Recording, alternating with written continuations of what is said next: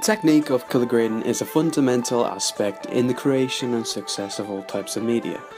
In television, music, videos and films, colour grading is an essential component of the editing process. Film critics often argue that when used correctly, grading can allow us to recognise certain genres. As we develop through life, we learn to associate particular colours with the corresponding moods. Filmmakers have been relating to this theory for many years now when colour grading, from the 1939 classic The Wizard of Oz to more modern blockbusters such as The Revenant. Mad Max. In this wasteland, I am the one who runs. The sophisticated and suave Spectre. And the Western chiller, Bone Tomahawk. This presentation will explore just how crucial colour grading is within the industry, and how, in particular, it can be used to express and evoke the emotion of fear.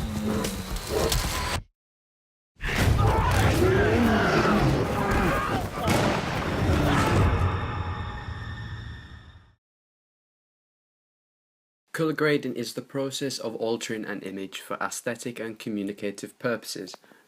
Colour grading really took off in the 1930s, where a process called Teleson was being used to transfer motion picture film into video.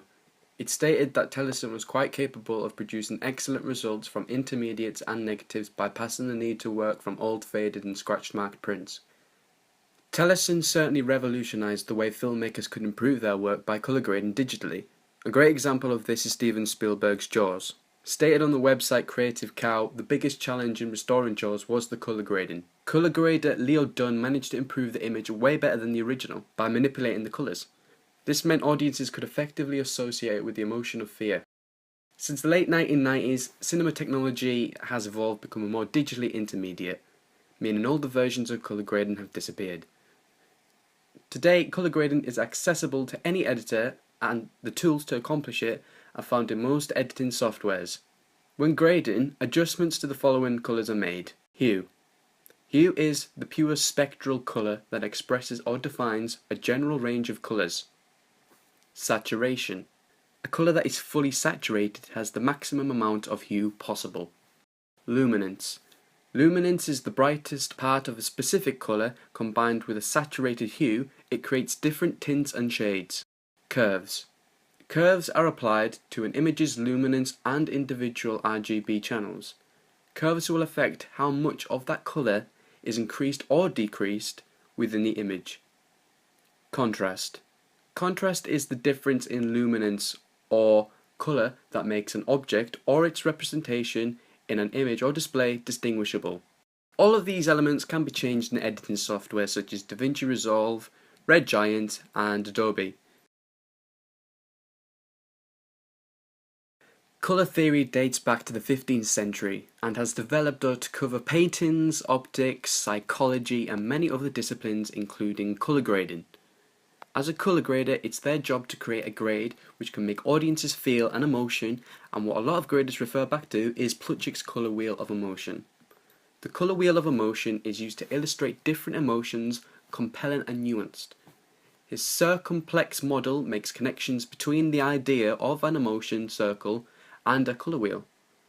Like colours, primary emotions can be expressed at different intensities and can mix with one another to form different emotions. The theory was extended to provide the basis for an explanation for psychological defense mechanisms. Robert Plutchik was not the first to associate colour with emotion, but way back in 1810, Johann Wolfgang von Goethe created his own wheel. How can they know which emotion have relationships with colours? Well, I found a researcher, Louis B. Wexner, where she investigated which colours matched with particular emotions, and she found that certain colours were chosen to go with each mood tone significantly more frequently than the remaining colours. Wexner did this by presenting 8 stimulus colours and a list of 11 moods, the word selections of which had been unanimously agreed upon by 4 judges. In similar style to Wexner's investigation, I decided to create my own survey showing still images from films, which have been graded. All the images could be argued that they don't relate to fear, but they do in their own way. I selected the emotions happy, sad, fear, anger, excitement and neutral, and shared my survey to the public asking them what emotion they expressed. A colour grader is like a painter, and paintings are created to capture moments in life to express emotions about a certain thing. Artists are definitely creative in a sense that they know how to use colours. For example, Vincent van Gogh painted the sunflower. He used warm yellows to create an energetic image that radiates the feeling of hope and joy. Whereas Pablo Picasso painted the tragedy, he used cool blues to evoke the chill of sadness and despair. You can see the difference when paintings are side to side. This all comes down to psychology. Picasso actually painted in monochrome tones of blue which reflected his low psychological state. This was triggered by the death of his friend. If we look back at Plutchik's Wheel of Emotion, we can see the emotion which Picasso was feeling, as it was based around blue. It's said that it takes a quarter of a second for the brain to identify a trigger, then another quarter of a second to produce an emotion. So what's happened with Picasso is he's lost a friend and he's clearly upset, and as seen in the painting, he used tones of blue to express his emotion of loneliness. As said by Leslie Harrington, principal of LH Colour, she explains that when we see colour, we actually associate it being universal, cultural and individual. There are so many universal colours out there, and a good example is stated by Leslie Harrington. She says in some studies show that red can make us move faster, eat faster and make us more interactive, whereas blue can do the complete opposite. I actually found an extraordinary study by researchers at Dartmouth College, which involved monkeys. They found that the animals avoided humans who wore red versus green or blue. Neuroscientist Gerald Kralik states that colour may have had a deeper and wider ranging influence on us than we have previously thought. From a cultural point of view, founder-director of Colour Voyant, Dottie Horn, believes that colours are always going to evolve because of the economic, the social, the politics and the environmental influences. So, when discussing colour grading, it can be argued that it all comes down to colour theory. Robert Plutchik and Louis B. Wexner both agree, as seen from their investigation, that particular colours can encourage an emotional response from an audience. Looking back at Robert Plutchik's Wheel of Emotion, his research dictates that when we see any shades of green, fear is the association of the colour, which is quite surprising. So going by his theory alongside Wexner's, if a film was wanting to evoke the emotion of fear, then the colour grader will manipulate the original footage, making it appear more green, in hope to express fear. Their research justifies the relationship between hues and emotions, which, as said in the introduction, all links back to film, music videos and television. Their research is made up of empirical evidence, and as a result, I was able to base my own experiment on theirs and gain similar results. Further support consists of historical evidence. For example, Van Gogh's The Sunflower, painted in 1888, uses bright yellow tones intended to provoke happiness. Picasso's Tragedy, however, from the 1903, uses blue tones that express sorrow through his work. This shows that colour theory has remained the same across centuries. Plutchik's Wheel of Emotion was created in 1980, making it very likely that his conclusions were drawn from observing artwork such as this and drawing conclusions from it. The research, however, is based heavily on colour itself, rather than colour used in film, meaning that it might not have the same effect. However, I do believe that colour is subject to change through a cultural point of view. If we look back at the 60s, the 60s was quite a colourful period because of people getting high from the drug culture. But when looking at the 70s, shades of brown were commonly used for decoration and fashion, but for the 80s a lot of fluorescent colours emerged. As mentioned by Dottie Horn, colour theory is constantly evolving. This means that if we were to colour grade a film taking into account current trends and colour associations, it may not be as effective in the near future if these trends were to change over time. I think as a whole, colour theory ignores individual differences. Further supporting evidence comes from an investigation from Dartmouth College, who found that monkeys were more likely to avoid the colour red than other colours like blue and green.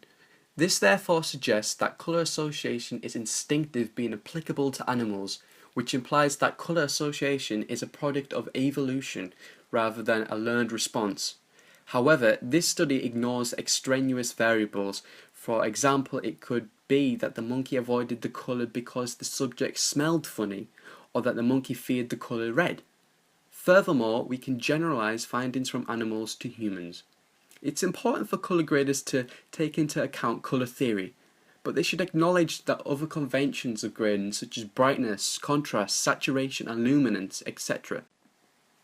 The Colour Association survey I created showed different still images from films incorporating the emotion of fear. I asked people from the public to choose which emotion that personally associate to them when looking at the graded images.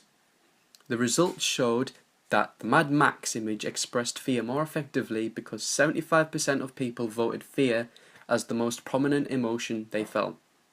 Bone Tomahawk also scored highly despite the fact that both images were different in terms of colour grade.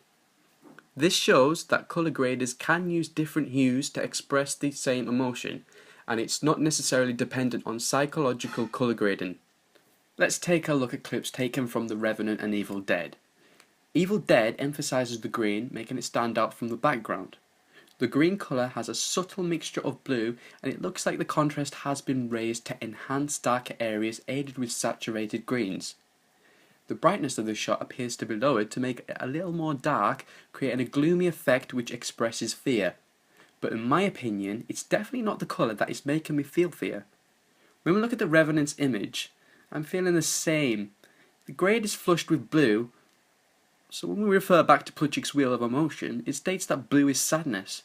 Now, I don't know about you, but I'm not feeling sad at all. The blue may well have been used for other reasons, like making the shot feel cold, but I'd say the contrast and saturation has been raised to enhance darker shades of blue, accompanied by the brightness being lowered ever so slightly. Just like Evil Dead, this suggests that colour is not expressing fear since two different colours are being used in each film. But the same adjustments have been made to the brightness, contrast, etc. And I would argue this is what expresses the fear, not the colour specifically. Colour grading is no doubt an important part of filmmaking and is a great way to manipulate an audience to provoke a specific response, as explored in the case, for example, the emotion of fear. However, having researched the various components of both psychology of colour and emotion and colour grading in film, I believe that though the colour grading process is a fundamental part in filmmaking process, the choice of colour specifically is less important or influential compared to other factors. Fear, for example, is much more effectively conveyed through the use of dark tones, increased saturation and high contrast regardless of the overall colour. It is through these techniques that a grader can create sharper images to emphasize shadows and ensure the brightness is slightly lower to create a more sinister impression.